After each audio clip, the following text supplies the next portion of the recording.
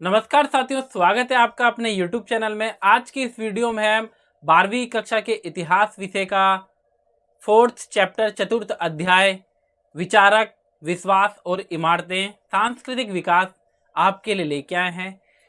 इस अध्याय में हम भारतीय इतिहास के 600 ईसा पूर्व से 600 ईस्वी तक के कालखंड के सांस्कृतिक इतिहास को हम समझ रहे होंगे कि किस प्रकार से भारत में सांस्कृतिक परिवर्तन हो रहा था, सोचने के तरीके में परिवर्तन हो रहा था, अलग अलग धर्म का उद्भव हो रहा था और ये क्यों हो रहा था, और साथ साथ में ये जो हमारे सांस्कृतिक परिवर्तन हो रहा था उसे हम किस प्रकार से इमारतों में, मूर्तिकला में इत्यादि में हम देख सकते हैं। तो चलिए प्रिय साथियों, हम शुरू करते हैं अपनी आज की वीडियो। तो साथियों, हमारे अध्याय के शुरुआत में एक केस स्टडी दी गई है, सांची की एक झलक। इसमें हमें बताया गया है कि जो सांची का स्तूप था, सांची मध्य प्रदेश की जगह है सांची, और स्तूप बौद्ध धार्मिक स्थल है, पवित्र स्थल माना जाता है। उसको हम आगे और डिटेल से देखेंगे। फिलहाल अभी हम इतना समझते हैं कि यह बौद्ध धर्म से जुड़ा एक पवित्र स्थल है।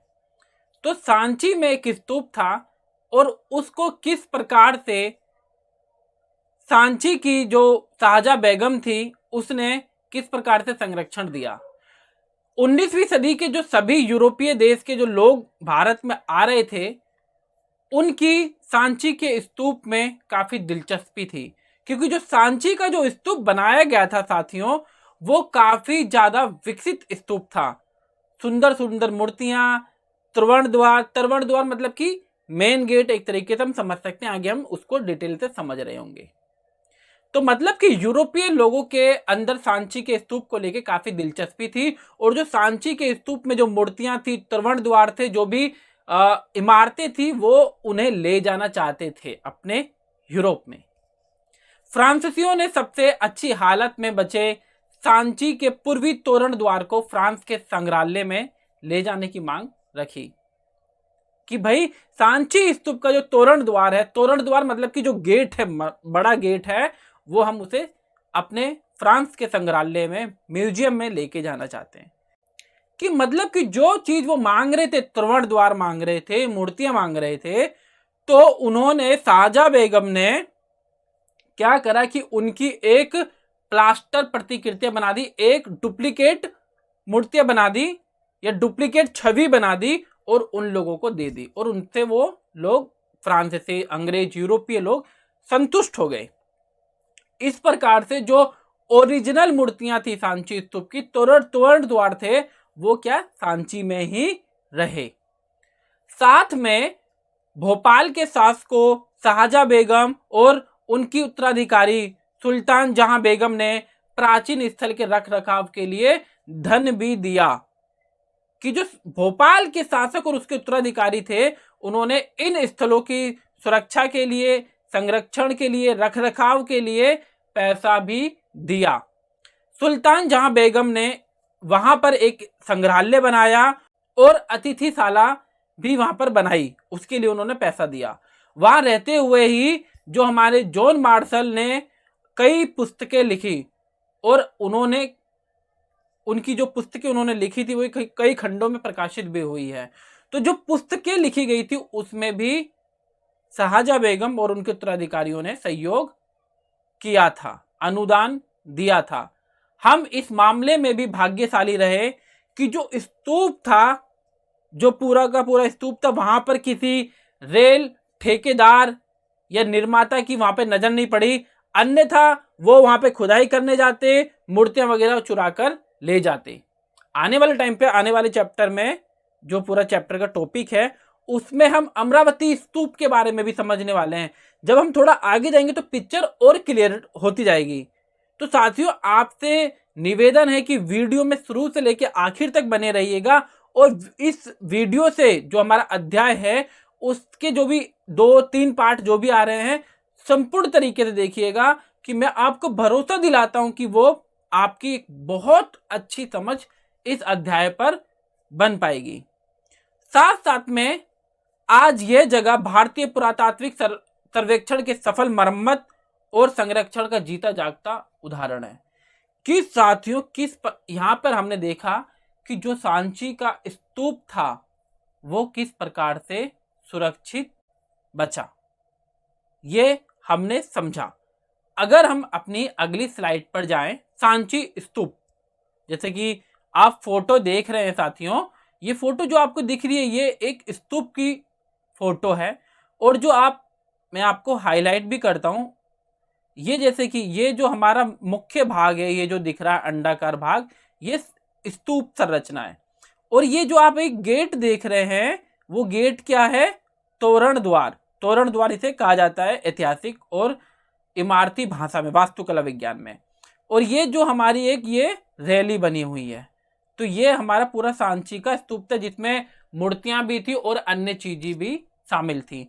तो इसी को, इसके अलग अलग मूर्तियों को तोरण द्वार को ले जाने की मांग अंग्रेजों ने, फ्रांसीसियों ने करी, लेकिन शाहजहां बेगम द्वारा उसकी सुरक्षा कर ली गई सूझबूझ के माध्यम से। आखिर इस इमारत का क्या महत्व है, क्यों इंपॉर्टेंट थी, ये टीला क्यों बनाया गया और इसके अंदर क्या था? इसके चारों ओर जो हमें रेलिंग दिखाई दे रही है, ये जो रेलिंग हमें चारों ओर दिख रही है, वो क्यों बनाई गई थी? इस स्तूप को किसने बनाया था? इसके लिए धन किसने दिया था? इसकी खोज कब की गई थी? बहुत सारे सवाल है। सिर्फ एक सांची स्तूप के माध्यम से शुरुआत की गई है। हम इसे पूरे डिटेल में, हम पूरे अध्याय में समझ रहे होंगे। ग्रंथों, मूर्तियों, स्थापत्य कला और अभिलेखों के अध्ययन के द्वारा हम जो हमने प्रश्नों पर चर्चा की है उसकी खोज कर सकते हैं। तो साथियों, ये बौद्ध धर्म से जुड़े हुए थे। कौन से धर्म से साथियों? बौद्ध धर्म से एक आंसर आपको यहां पर दिया जाता है। लेकिन बौद्ध धर्म की शुरुआत एकदम से कैसे हो गई? हम तो वैदिक धर्म में चल रहे थे, हिंदू धर्म में चल रहे थे, सनातनी धर्म में चल रहे थे, लेकिन 600 ईसा पूर्व में ऐसा क्या हुआ जो बौद्ध धर्म की शुरुआत हम देखते हैं। तो चलिए साथी, हम शुरू करते हैं अपना बौद्ध धर्म की पृष्ठभूमि का इतिहास, कि आखिर बौद्ध धर्म का उद्भव कैसे हुआ। हम चलते हैं अपनी नेक्स्ट स्लाइड पर। पृष्ठभूमि, जो हम बौद्ध धर्म की पृष्ठभूमि को समझना चाह रहे हैं, उसमें है यज्ञ और विवाद। तो साथियों, 600 ईसा पूर्व से पहले कि अगर हम इतिहास में जाएं, हड़प्पा सभ्यता के बाद 1700 ईसा पूर्व के बाद अगर हम देखते हैं, तो भारत में ऋग्वैदिक काल की शुरुआत होती है। ऋग्वैदिक और वैदिक काल की, जिसके इतिहास के लिए हम वेदों पर निर्भर हैं। तो उन्हीं ऋग्वेदों में यज्ञ की एक परंपरा शामिल थी। अगर आप एक उदाहरण लेके चलते हैं कि यदि हम एक किसी विचारधारा को मानते हैं साथियों, हो सकता है उस विचारधारा में कभी ना कभी तो कमी आएगी, वो बदलते समय के अनुसार नहीं रहेगी। तो उसी प्रकार से ऋग्वैदिक काल में भी ऐसा ही हुआ। जो पुरानी परंपराएं चली आ रही थी, 600 ईसा पूर्व के बाद लोगों ने सवाल खड़े करना शुरू कर दिया। ईसा पूर्व प्रथम शताब्दी का काल विश्व इतिहास में एक महत्वपूर्ण मोड़ था। वो सिर्फ भारत के लिए एक महत्वपूर्ण मोड़ नहीं था, बल्कि पूरे विश्व इतिहास में एक महत्वपूर्ण मोड़ माना जाता है। इस काल में ईरान में जरस्थु जैसे चिंतक, चीन में खुंगसी जैसे चिंतक, यूनान में सुकरात, प्लेटो, अरस्तु, और भारत में महावीर, बुद्ध और कई अन्य चिंतकों का उद्भव हुआ। कई ऐसे लोगों का उद्भव हुआ जो सोचने लगे थे, विचारने लगे थे, जो उनकी पुरानी परंपराएं थी उन पे सवाल उठाने लगे थे। उन्होंने जीवन के रहस्यों को समझने का प्रयास किया, साथ साथ वे इंसानों और विश्व व्यवस्था को भी समझ रहे थे कि उनके बीच में कैसा रिश्ता है।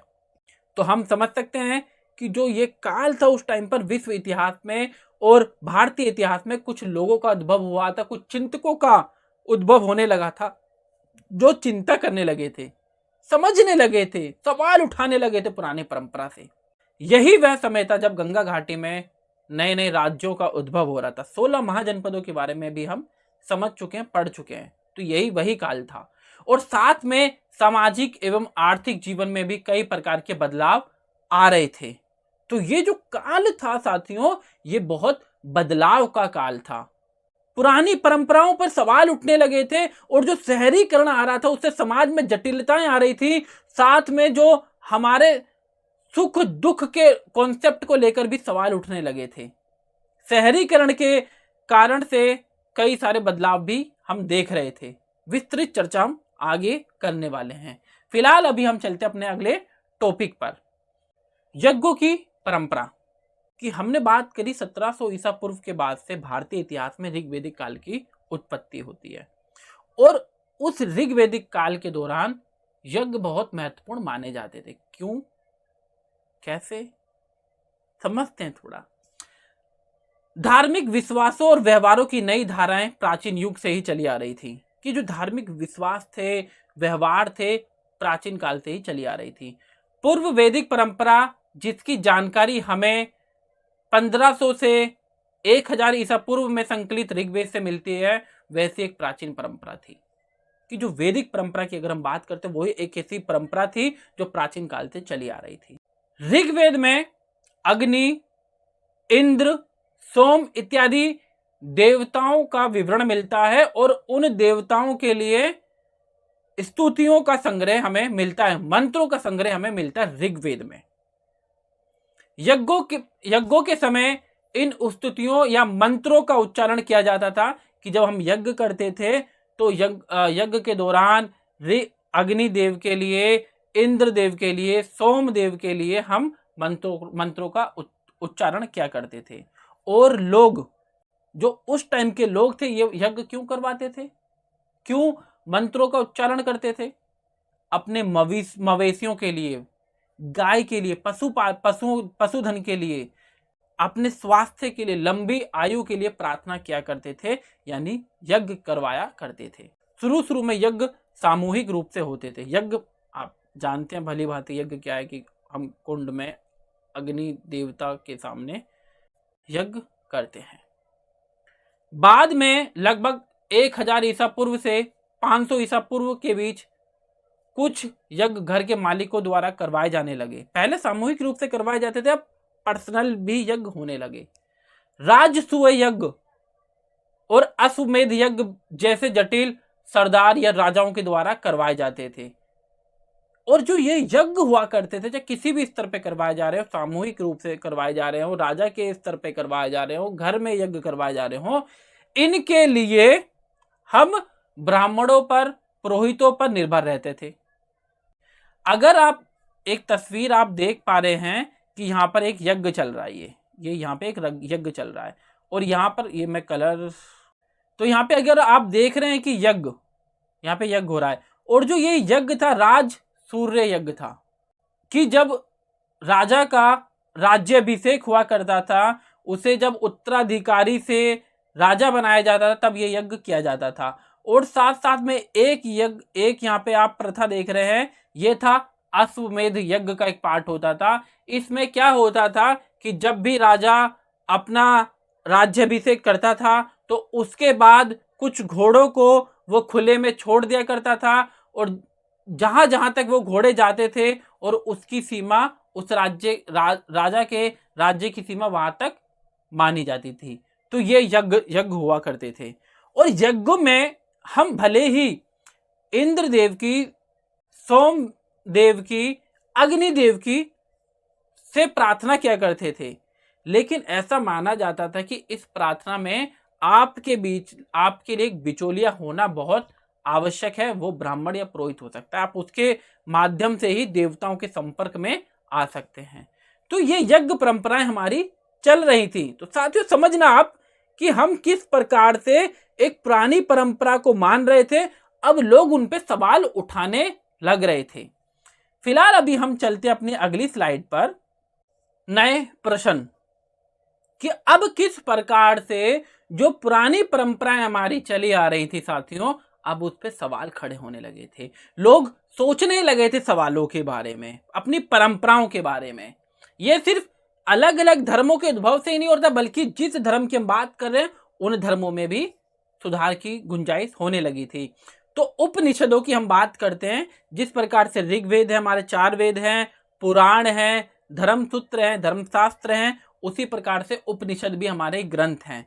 तो उपनिषदों में पाई गई विचारधाराओं से हमें पता चलता है कि लोग जीवन का अर्थ, कि जीवन है क्या, मृत्यु के बाद जीवन की संभावना, पुनर्जन्म के बारे में जानने के लिए उत्सुक थे। अब सिर्फ वो बात नहीं रह गई थी कि आपने, किसी ब्राह्मण ने, किसी पुरोहित ने या किसी भी साधु संत ने बोल दिया कि भाई जीवन का अर्थ ये है, मृत्यु के बाद आप स्वर्ग में जाएंगे, आप नरक में जाएंगे। अब लोग उस पर सवाल उठाने लगे थे और उसके बारे में जानने के लिए उत्सुक थे। अंधविश्वासी नहीं, उत्सुक थे। क्या पुनर्जन्म अतीत के कर्मों का कारण होता है? वैदिक परंपरा से बाहर कुछ दार्शनिक ये सवाल उठा रहे थे कि सत्य एक ही होता है या अनेक लोग यज्ञों के महत्व के बारे में जानने के लिए भी चिंतित थे कि यज्ञ जो हो रहे थे, हवन जो हो रहे थे, उनका महत्व क्या है, उस पर भी सवाल उठाने लगे थे लोग। अभी हम समझ रहे किस तरीके से पृष्ठभूमि बन रही है बौद्ध धर्म की, जैन धर्म की, अन्य धर्मों की। अब ये प्रश्न उभरने लगे, अब डिबेट भी होने लगी, वाद विवाद और चर्चाएं होने लगी। समकालीन बौद्ध ग्रंथ में हमें कुछ 64 संप्रदायों या चिंतन परंपराओं का उल्लेख मिलता है। जैसे अलग अलग समूह का उल्लेख मिलता है, उनके 64 संप्रदाय थे। जिस तरीके से आप अलग अलग संप्रदाय आप देख रहे होंगे, हिंदू धर्म में ही कितने संप्रदाय बन के आ गए हैं। जिस तरीके से अलग अलग बाबाओं को आप सुन रहे हो, शायद आपने सुना हो, तो वो भी अपने संप्रदाय होने की एक घोषणा कर देते हैं। मैं किसी विशेष संप्रदाय का यहाँ पे नाम नहीं लेना चाहूंगा, लेकिन बौद्ध ग्रंथों में हमें 64 संप्रदायों के उद्भव का उल्लेख मिलता है कि 64 प्रकार के संगठन उस टाइम मौजूद थे। इससे हमें जीवंत चर्चाओं और विवादों की एक झांकी मिलती है। शिक्षक एक जगह से दूसरी जगह घूम घूम कर अपनी सोच को, अपने दर्शन को, विश्व के बारे में जो उनकी एक समझ विकसित हुई है, उसको एक दूसरे लोगों के साथ बातचीत करते थे, तर्क वितर्क करते थे कि जो भी सोच उभर रही थी उसके बारे में लोग आपस में एक दूसरे से डिस्कशन करते थे। और साथ साथ में उदाहरण के लिए आप मान लीजिए, आपकी कक्षा 1A है, आपका एक लीडर है, आप एक संप्रदाय के लोग हैं, ठीक है। आपका मानना है कि अगर हमें 12वीं कक्षा में पास होना है तो हमें एनसीईआरटी की पाठ्य पुस्तक को फॉलो करना पड़ेगा। इतने में कक्षा आपकी दूसरा बी सेक्शन है और बी सेक्शन के लोगों का मानना है कि नहीं, हम पास बुक पर, गाइड बुक पर, कुंजी पे निर्भर रहेंगे। फिर सेक्शन तीसरा है, वो बोला हम सैंपल पेपर पर निर्भर रहेंगे। तो ये क्या है कि अलग अलग संप्रदाय, अलग अलग सोच उभर गई। अब फिर आपके एक एक लीडर होंगे, फिर वो तीनों जो लीडर हैं उनकी डिबेट होगी। वो अपने अपने तथ्य रखेंगे कि एनसीईआरटी से पढ़ने में ये फायदा है, दूसरे के गाइड से पढ़ने में, सैंपल पेपर से पढ़ने में ये फायदा है। तो आपकी डिबेट होगी और जो व्यक्ति अपनी डिबेट में जीतेगा, सोच लीजिए एनसीईआरटी पाठ्य पुस्तक वाले व्यक्ति कक्षा का सेक्शन जीत गया। तो जो दूसरे जो बी और सी सेक्शन है, जो पासबुक का, सैंपल पेपर का समर्थन कर रहे थे, वो अपने अनुयायियों के साथ आपकी जो सोच है एनसीईआरटी को पढ़ने की, वो उसे फॉलो करने लगेंगे। तो उसी प्रकार से हमारी डिबेट परंपराएं चल रही थी। तो शिक्षक लोग, जो गुरु थे, सन्यासी थे, वो आपस में बहस करते थे। अगर कोई हार जाता था तो वो अपने अनुयायियों के साथ दूसरे की संगत ग्रहण कर लिया करता था। तो इसमें कई जो संप्रदाय के जो लोग थे, उनके गुट थे, उनकी संख्या बढ़ भी रही थी, घट भी रही थी। इसका रीजन वही है कि अगर आप हार गए तो आपको दूसरे की संगति ग्रहण करनी पड़ेगी, उसको संगति को स्वीकार करना पड़ेगा। इसमें कई शिक्षक फेमस हुए, महावीर और बुद्ध उसी में से ही शामिल थे। वेदों के प्रभुत्व पर सवाल उठाते थे कि वेद ही सर्वमान्य सत्य नहीं है। उन्होंने ये भी माना कि जीवन मुक्ति का प्रयास हर व्यक्ति स्वयं कर सकता है, हमें मुक्ति के लिए किसी अन्य व्यक्ति पर निर्भर नहीं होना पड़ेगा। ये सोच ब्राह्मणवाद के बिल्कुल भिन्न थी कि हमें मुक्ति के लिए किसी देवी देवता के पर या यज्ञ परंपरा पर, अनुष्ठान पर निर्भर रहना पड़ेगा। तो आपने साथियों समझा कि किस प्रकार से पुरानी परंपराओं पे सवालात खड़े किए जा रहे थे और चिंतन की एक नई परंपरा का उद्भव हो रहा था। फिलहाल अभी हम चलते हैं अगले टॉपिक पर। हमारा अगला टॉपिक है लौकिक सुखों से आगे महावीर का संदेश, यानी कि जैन धर्म के बारे में, कि जो 600 ईसा पूर्व के दौरान महावीर जी का जो उद्भव हुआ, उनके क्या संदेश थे। थोड़ा सा बैकग्राउंड समझते हैं।